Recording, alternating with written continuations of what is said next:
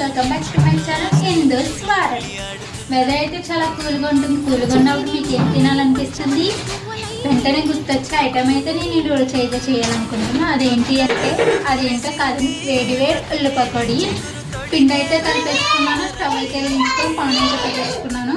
నూనె అయితే మరిగిపోతుంది. ఇంకా వేడి చేయకుండా పకోడీ అయితే వేసుకుందామా రండి.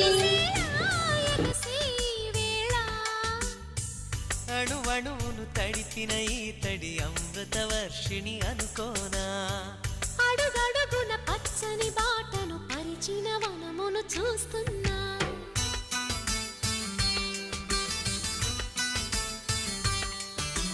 కన్నులలో గిల్లిలో వెన్నెల విరిసింది, చల్లని జాబిలితో స్నేహం కుదిరింది.